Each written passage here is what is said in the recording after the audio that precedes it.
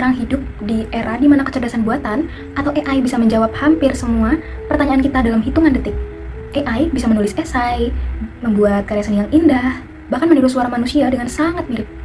Tapi, di tengah semua kecanggihan algoritma dan kode-kode biner ini, ada satu hal yang bikin saya pribadi merenung. Apakah teknologi ini perlahan-lahan mulai menggeser ruang spiritualitas kita?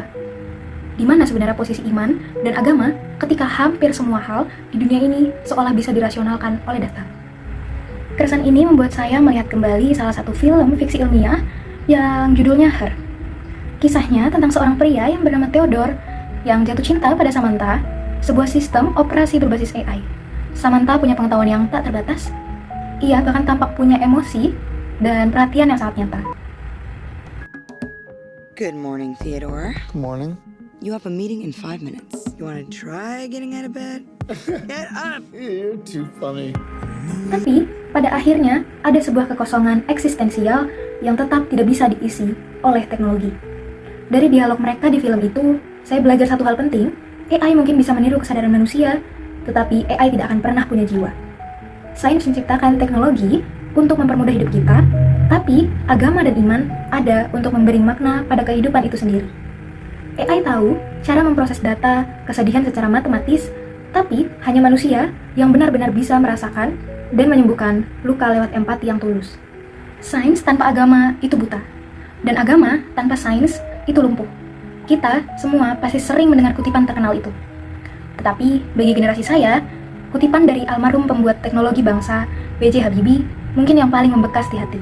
Dan juga produk-produk perangkat lunak ialah software, program-program yang dibutuhkan oleh apa saja bagi manusia.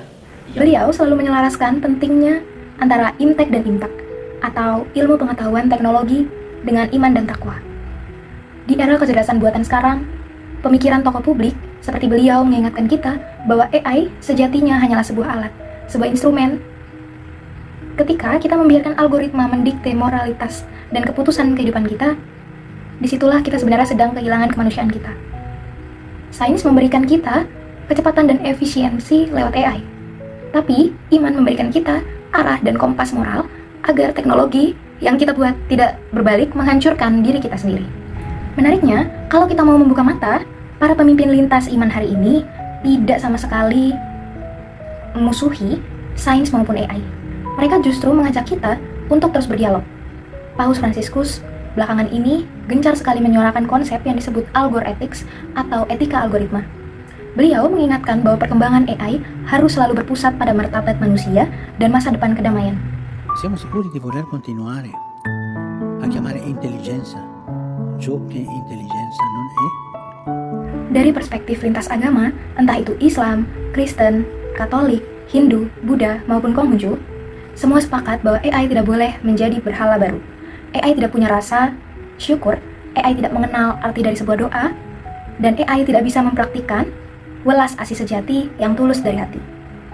Dialog dengan para tokoh iman ini menyadarkan saya bahwa di era kecerdasan buatan, tugas utama kita sebagai orang beriman bukanlah bersaing dengan mesin, melainkan memperdalam kapasitas kita untuk mencintai dan peduli pada sesama manusia.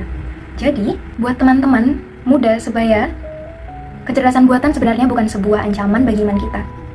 AI justru hadir sebagai sebuah cermin besar, cermin yang menantang kita semua untuk kembali bertanya ke dalam diri kita sendiri, apa sih yang membuat kita benar-benar menjadi manusia? Sains dengan teknologi AI membantu kita menjawab pertanyaan tentang bagaimana cara bekerja dan mempermudah urusan duniawi. Tapi, agama hadir untuk membantu kita menjawab pertanyaan tentang mengapa kita ada di sini dan untuk apa kita hidup. Kita tidak perlu takut atau cemas memandang masa depan teknologi yang bergerak begitu cepat. Selama kita tetap menyediakan ruang di hati kita untuk berefleksi, tetap fokus pada nilai-nilai kemanusiaan, dan selalu merawat rasa syukur kepada Sang Pencipta, algoritma, secanggih apapun, tidak akan pernah bisa menggantikan percikan ilahi yang ada dalam diri kita.